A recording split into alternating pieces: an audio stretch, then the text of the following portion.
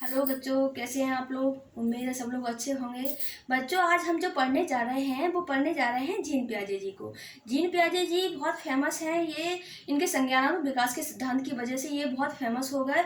और इन्होंने जो सिद्धांत दिया है, कौन सा सिद्धांत दिया है? संज्ञानात्मक विकास का सिद्धांत। इस सिद्धांत का जो इंग्लिश नेम है वो है कॉग्निटिव डेवलपमेंट थ्योरी। ठीक है, तो इस सिद्धांत की वजह से ये बहुत फेमस हो गए। इन्होंने ये सिद्धांत दिया है, कौन सा? संज्ञानात्मक विकास का सिद्धांत।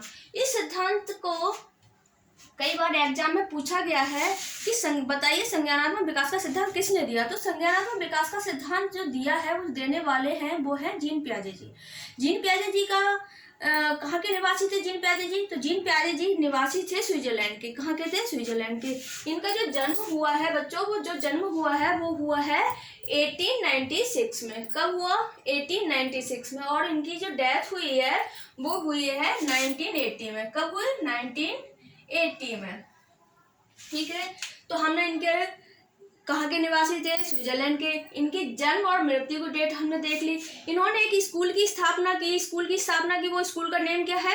Laboratory school. कौन सा है? Laboratory school. ठीक, फिर इन्होंने 32 पुस्तकें लिखी। कितनी पुस्तकें लिखी? 32 पुस्तकें। उनमें से कुछ पुस्तकें बहुत ज़्यादा फेमस थी, वो ये लिखी हुई हैं। तो आपने अभी तक इतना पढ़ लिया कि जीन पियाजे जी कहाँ के निवासी थे? स्विट्जरलैंड के निवासी थे।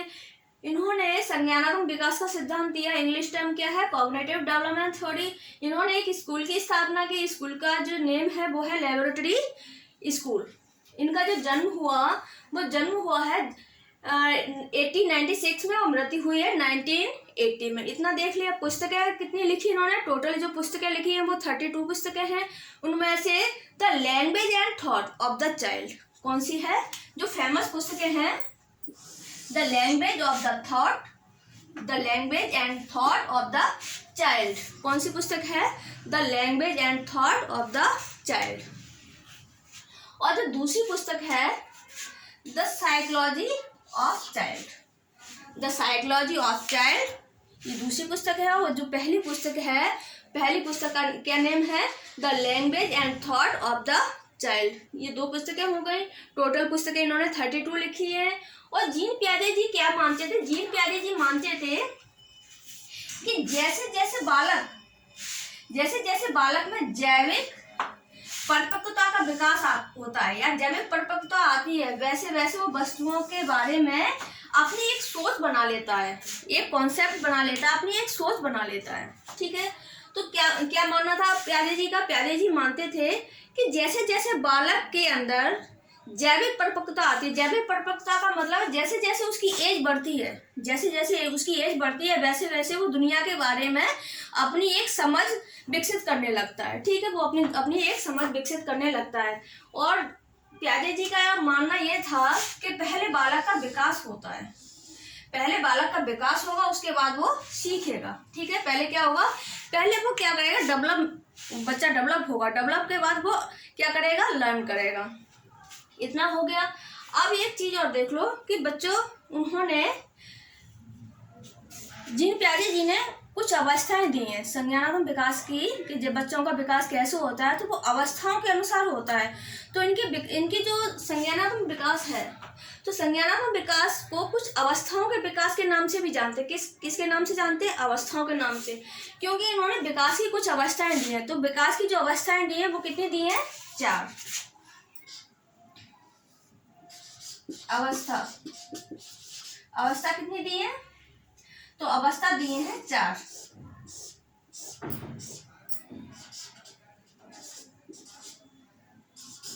पहली जो अवस्था है संवेदी, पेशी अवस्था।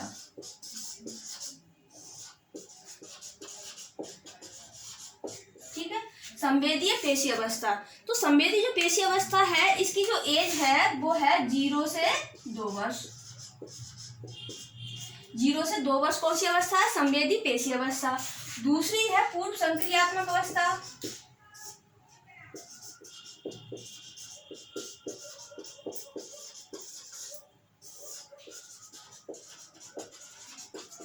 पूर्व संक्रियात्मक अवस्था। तीसरी है मूल संक्रियात्मक अवस्था। और चौथी है औपचारिक, संक्रियात्मक अवस्था। ठीक है, 4 अवस्थाएं दी हैं। तो इन्होंने जो 4 अवस्थाएं दी हैं, इसी वजह से इनके विकास को अवस्थाओं के विकास के नाम से भी जाना जाता है। तो अवस्थाओं का विकास या संज्ञानात्मक डेवलपमेंट थ्योरी, संज्ञानात्मक विकास का सिद्धांत दिया है। ठीक है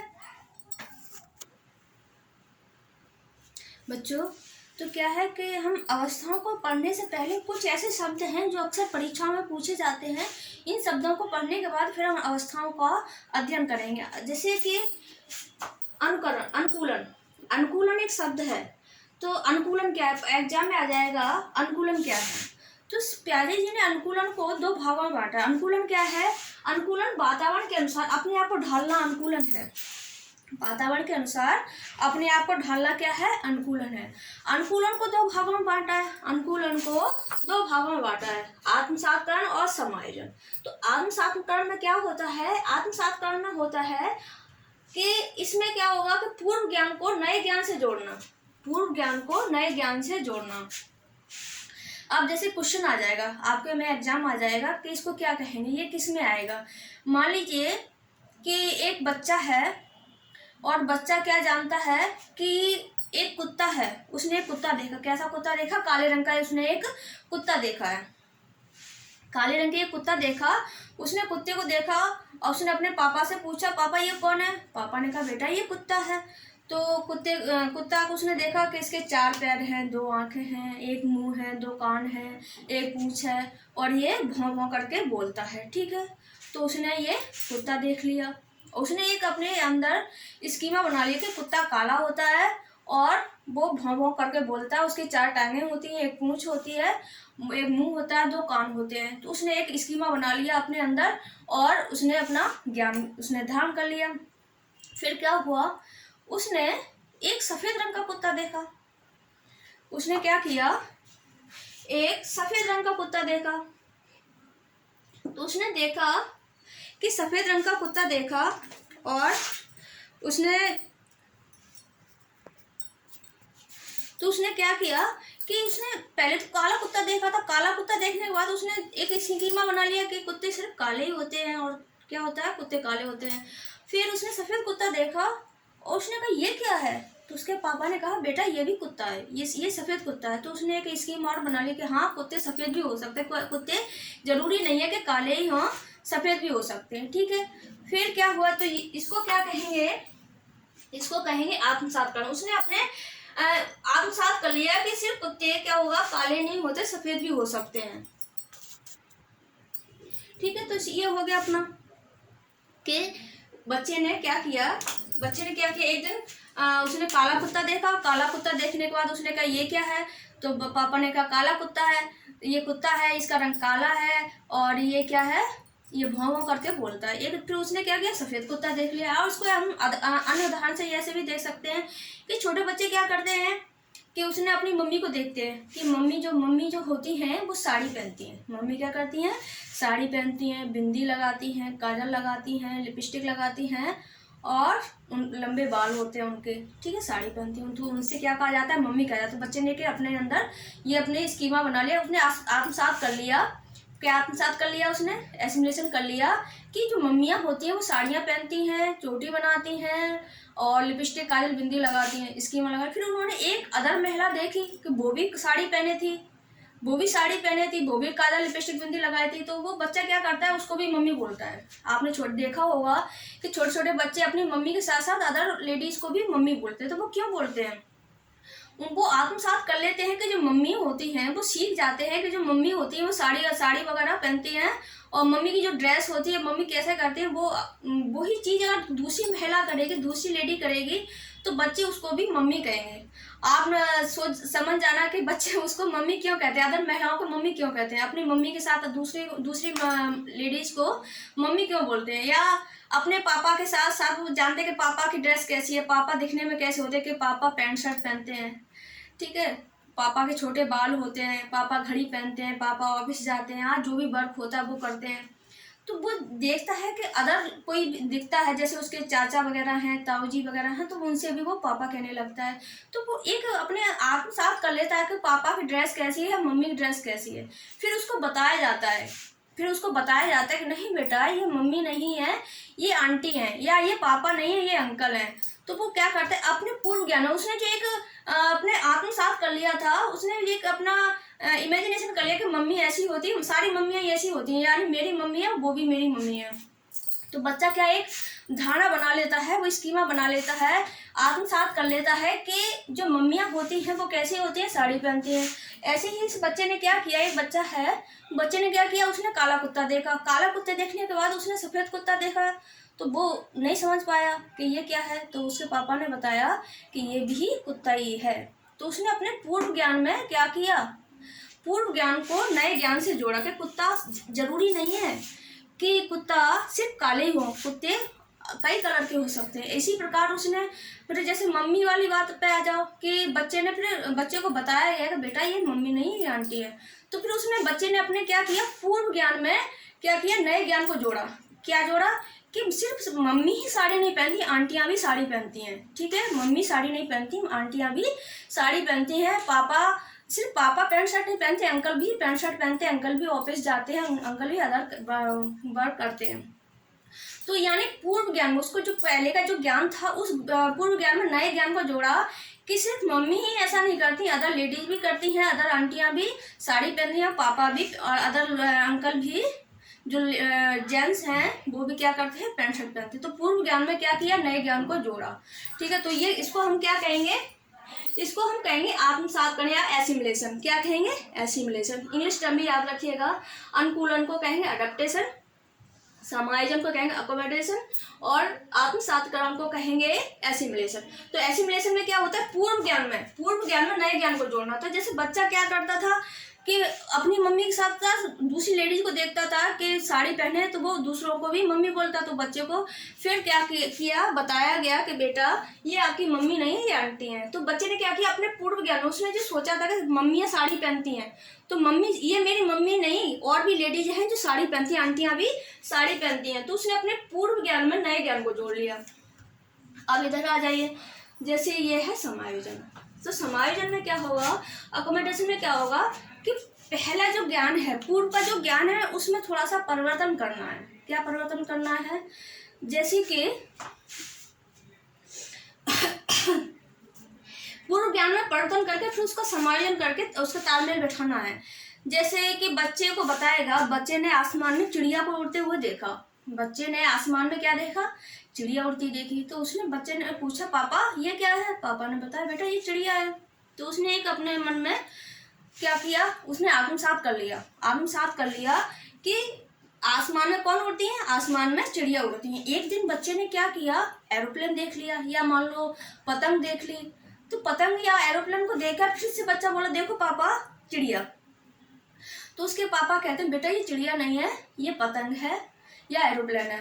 तो मान लीजिए उसको एरोप्लेन देखा, एरोप्लेन देखने के बाद उसने कहा पापा देखिए ये चिड़िया।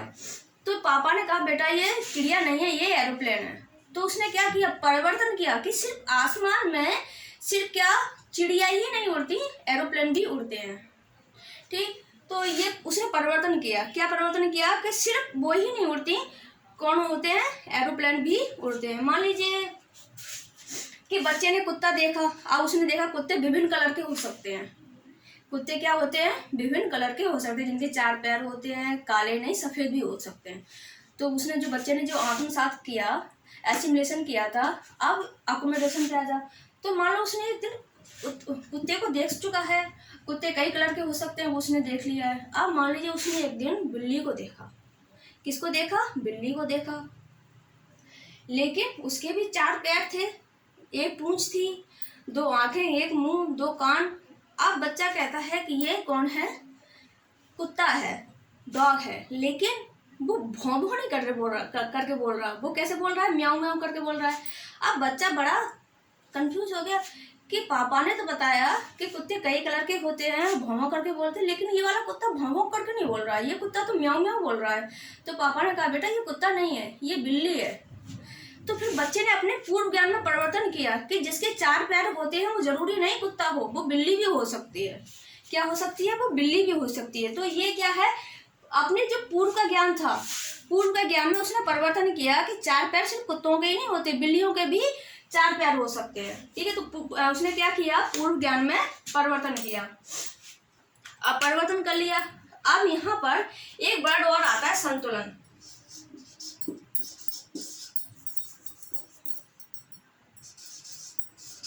कौन सा वर्ड आता है, संतुलन। एक वर्ड और कौन सा आता है, संतुलन। तो संतुलन में क्या करता है बच्चा, आत्मसात, ठीक है, आत्मसात और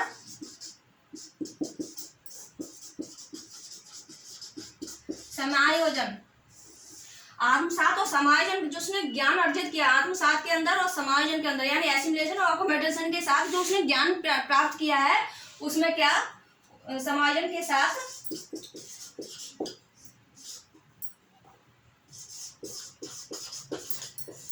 संतुलन बैठाना।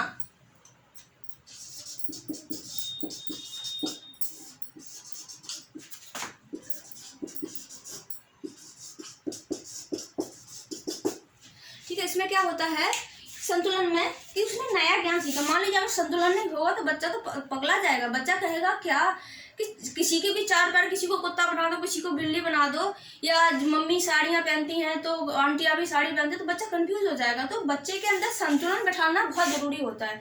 तो संतुलन का कार्य क्या होता है, समायोजन, समायोजन और आत्मसात। समायोजन और आत्मसात के बीच में संतुलन बैठाने का कार्य किसका होता है, संतुलन का। इन दोनों के बीच में क्या है, एडजस्ट करता है, दोनों को संतुलित करता है। तो दोनों को संतुलन करने का काम संतुलन का है।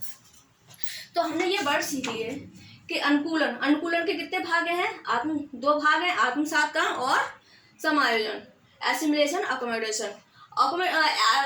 एसिमिलेशन में क्या होता है, पूर्व ज्ञान को नए ज्ञान से जोड़ने का काम किस में होता है, पूर्व ज्ञान को नए ज्ञान के साथ जोड़ने का काम होता है एसिमिलेशन में। अकोमोडेशन में क्या होता है, थोड़ा सा परिवर्तन करके नए ज्ञान को सीखा जाता है। पूर्व ज्ञान में परिवर्तन करके नए ज्ञान को सीखा जाता है, पूर्व ज्ञान में परिवर्तन करके वातावरण के साथ तालमेल बैठाया जाता है। ठीक है, ये इतना हो गया। अब हम देखते हैं अगला क्या है बच्चों। तो एक चीज और बता दूं, कहीं कहीं संतुलन का क्या होगा, समझन और लिखा होगा, समझन। ठीक है, तो कभी क्वेश्चन कैसे पूछ लिया जाता है कि इन वर्ड्स को लिख दिया जाता है। जैसे आत्मसात हो गया,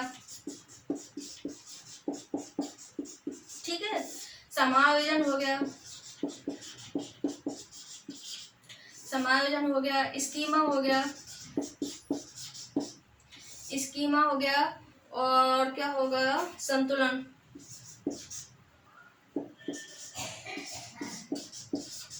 या समझन।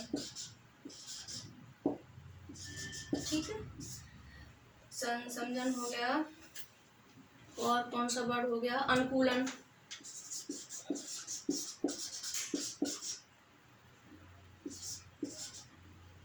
ठीक है, अनुकूलन। तो यहाँ से क्वेश्चन कैसे आएगा, मैं आपको ये बताना चाह रही हूँ यहाँ से क्वेश्चन कैसे आएगा। तो इन वर्ड्स को पूछ लिया था, अनुकूलन का संबंध किससे, अनुकूलन का, जैसे अनुकूलन हो गया, अनुकूलन हो गया, समायोजन हो गया, स्कीमा हो गया, संतुलन हो गया, संतुलन को समझन भी कहेंगे, और ठीक है अनुकूलन हो गया। तो इनका संबंध किससे है, तो ये सब जो दिए हैं वो प्याजे जी ने दिए। किसने दिए, प्याजे जी ने। संतुलन, स्कीमा, अनुकूलन, आत्मसातीकरण, ठीक है, ये सारे शब्द किसने दिए हैं, ये दिए हैं प्याजे जी ने। तो मोस्टली एग्जाम में ऐसे पूछ लिया जाता है कि निम्नलिखित शब्दों का संबंध है, निम्नलिखित जैसे ये शब्द दे दिए जाएंगे, कौन कौन से, अनुकूलन दे दिया जाएगा, आत्मसातीकरण दे दिया जाएगा, समायोजन दे दिया जाएगा, संतुलन दे दिया जाएगा, संतुलन को समझन भी कहते हैं, समझन भी दे दिया जाएगा, स्कीमा दे दिया जाएगा। ठीक है, तो इन शब्दों का संबंध है किससे, ये शब्द दिए किसने, तो ये शब्द दिए हैं, ये दिए हैं प्याजे जी ने। तो ये शब्द आ जाए और आपसे पूछे ये शब्द किससे संबंधित है, तो ये शब्द जो संबंधित है वो किससे है, वो प्याजे जी से संबंधित है। ठीक है, ध्यान रखिएगा बच्चों। तो बच्चों अवस्थाएं कितनी है, 4 अवस्थाएं।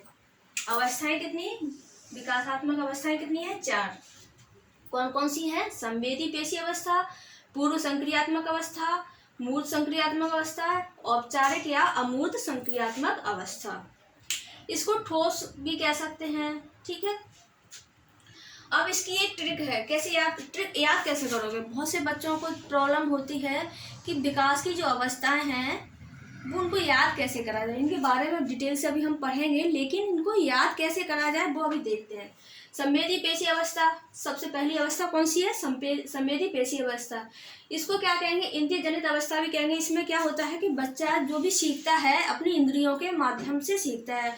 कौन कौन सी इंद्रियां, 5 जो उसके सेंसरी मोटर स्टेज होते हैं, ऑर्गन होते हैं, उनसे वो सीखता है। जैसे क्या है, आँख, नाक, कान, तो इनसे वो सीखता है। आँख से देखकर, छूकर, सुनकर, जीभ से टेस्ट कर चख कर, ठीक है, और नाक से सूंघकर, इन चीज़ों से वो सीखता है। उसके जो संवेदी अंग होते हैं, संवेदी अंगों के द्वारा वो क्या है, ज्ञान अर्जित करता है। तो पहली अवस्था कौन सी है, संवेदी पेशी अवस्था। इसकी जो टाइम पीरियड है वो कितना है, वो है 0 से 2 वर्ष। इसको कितने भागों में बांटा है, इसको जो भागों में बांटा है 6 भागों में बांटा है। आपको इसके जो भाग है आप उनको याद मत करिए, बस इसको कितने भागों में बांटा है, 6 भागों में बांटा है। कितने भागों में, 6 भागों में। वैसे ये क्वेश्चन बड़ी बड़ी परीक्षाओं में, जैसे नेट वगैरह है, नेट है, पीएचडी है, इन परीक्षाओं में इस तरह से बारीकी से पूछा जाएगा, आपसे नहीं पूछा जाएगा। लेकिन तभी मैं आपको बता दे रही हूँ कि जो पहली अवस्था है कौन सी, संवेदी पेशी अवस्था। तो संवेदी पेशी अवस्था को कितने भागों में बांटा गया है, 6 भागों में। इतना याद रखिए, 6 भागों में बांटा गया है, ठीक है। और इसकी जो लास्ट वाला भाग है, जैसे 6 भाग है तो 6वां जो भाग है, उसी भाग में वस्तु स्थायित्व का गुण डेवलप होता है। कौन सा गुण, वस्तु स्थायित्व का गुण डेवलप कौन से अंग होता है, जो लास्ट वाला जो 6वां भाग होता है, उसमें भाग में वस्तु स्थायित्व का गुण होता है। बस आप इतना याद रखिए कि जो संवेदी पहली अवस्था है कौन सी, संवेदी पेशी अवस्था या सेंसरी मोटर स्टेज को हम कितने भागों में बांटते हैं, 6 भागों में। चिंता मत करें, उनको आपको नेम में याद नहीं करने, क्योंकि ये बड़ी जो एग्जाम्स होते हैं उनमें पूछा जाता है, जैसे नेट है और पीएचडी वगैरह में पूछा जाता है। तो इसको 6 भागों में बांटा, इतना याद रखिए। बाद में इसको डिटेल से पढ़ेंगे तब, और इसकी क्या क्या विशेषताएं हैं वो हम चर्चा करेंगे। उम्र कितनी है, 0 से 2 वर्ष। कितने भागों में बांटा है, 6 भागों में। फिर दूसरी अवस्था पे आ जाइए, पूर्व संक्रियात्मक अवस्था। पूर्व संक्रियात्मक अवस्था है तो ये है 2 से 7 वर्ष। इसको कितने भागों में बांटा है, इसको 2 भागों में बांटा है, ठीक है, 2 से 4 और 4 से 7, ठीक है, वर्ष।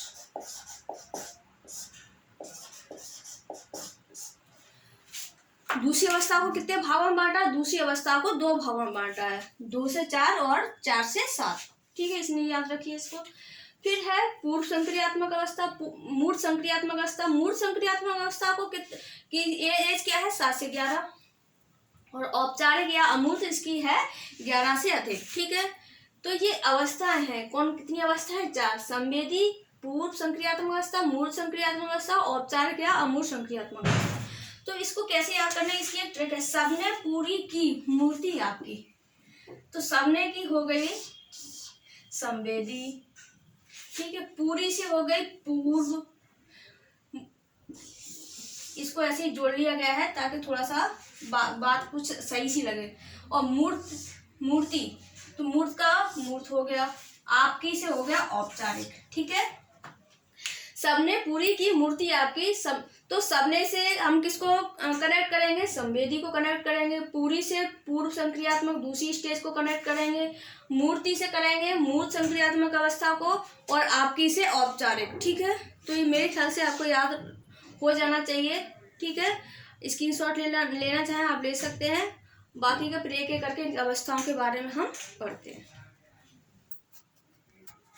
तो बच्चों, अब जिसकी जो विशेषता है, कौन सी किसकी विशेषता है, इसकी जो संवेदी पेशी अवस्था, इसकी जो विशेषता है उनको हम पढ़ते हैं। तो इसकी जो एज है, किसकी एज, संवेदी पेशी अवस्था की एज कितनी है।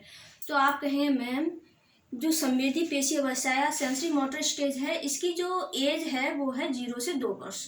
इसको कितने भागों में बांटा है, इसको 6 भागों में बांटा है।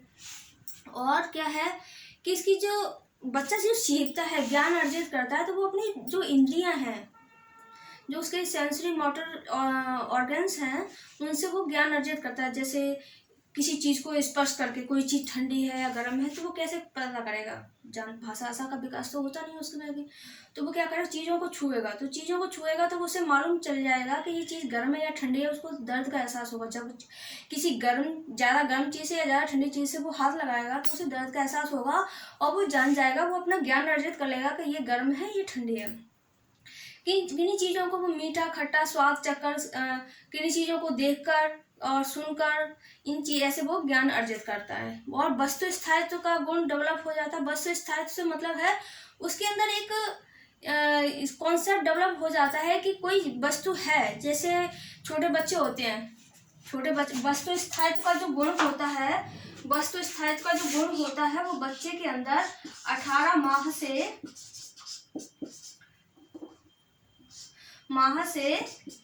24 माह के बीच में डेवलप होता है। 18 माह से 24 माह के बीच में।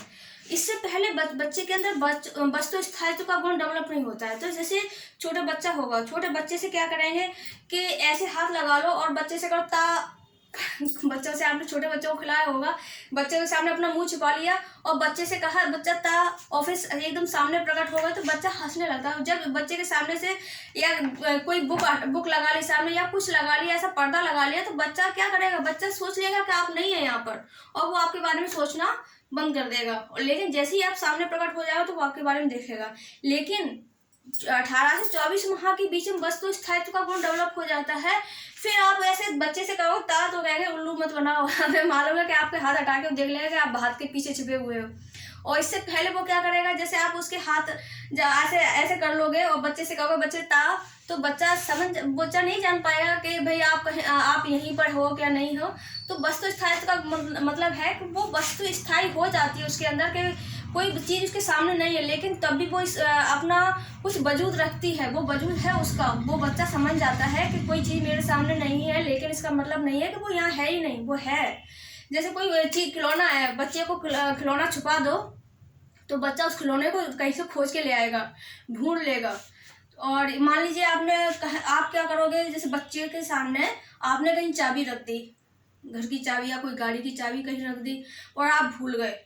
लेकिन आप चाबी ढूंढोगे, बच्चे से पूछोगे आपको चाबी मालूम है, तो बच्चे के अंदर वो स्थायी तो है, उसको ज्ञान स्थायी होगा कि भाई चाबी फलानी जगह रखी है और बच्चा आपको चाबी ढूंढ कर दे देगा। जैसे बच्चे के सामने माँ नहीं है लेकिन बच्चा जानता है कि माँ है, घर में ही कहीं होगी, और बच्चा एक स्कीम योजना के तहत अपने माँ को बुला लेगा। जैसे जीन प्याजे जी ने कुछ वर्ड दिए, जैसे स्कीमा है। स्कीमा से मतलब ऐसा है कि बच्चा एक स्कीमा से मतलब ये है कि बच्चे के अंदर एक कॉन्सेप्ट डेवलप हो जाता है, कोई चीज़ का स्कीम या उसका इमेज डेवलप हो जाती है। जैसे ये मार्कर है तो आप जानते हो ना कि ये मार्कर है, आपके माइंड में एक इमेज डेवलप हो गई है कि ये क्या है, एक मार्कर है, ठीक है। तो आपने इमेज, जब भी आप कभी देखोगे तो आप तुरंत समझ जाओगे ये मार्कर है। आप मान लीजिए मैं आपके सामने नहीं हूँ और फिर से कहीं से मैं आपके सामने आ जाते तो हम जान जाओगे ये अंजू मैम है, या कोई भी चीज़ है आप उसको जानते हैं और आपके अंदर उसके एक इमेज बन चुकी है, एक स्कीमा बन चुका है कि ये कौन सी चीज़ है, हम जानते हैं। तो वो जो हमारे अंदर जो माइंड में जो ज्ञान है, वो जो चीज़ के प्रति हमने ज्ञान अर्जित कर लिया, वो स्कीमा बना लिया है और वो उस स्कीमा के तहत हम उसको धारण कर लेते हैं और उसको पहचान लेते हैं। किन्हीं चीज़ों को जब हम पहचान लेते हैं वो किसके तहत पहचानते हैं, वो स्कीमा के तहत पहचान लेते हैं। मान लीजिए ये थिनर है जिससे मैं बोर्ड साफ करती हूँ, तो ये कैसा है, मैंने इसको जाना है ना, एक स्कीमा बनाया है अपने अंदर कि ये थिनर है जिसके द्वारा मैं अपने बोर्ड को साफ करती हूँ, तो ये स्कीमा बना लिया मैंने। और जब मैं कभी भी देखूंगी तो मैं तुरंत उसको पहचानूंगी ये थिनर है, ये मार्कर है, ठीक है, और ये बोर्ड है। तो हमने एक स्कीमा बना लिया है ना कि हम, या आपने एक स्कीमा बना लिया कि अंजू मैम ऐसी दिखती हैं, आपके अंदर मेरा स्कीमा बना हुआ है, आपके अंदर मार्कर का स्कीमा बना हुआ है।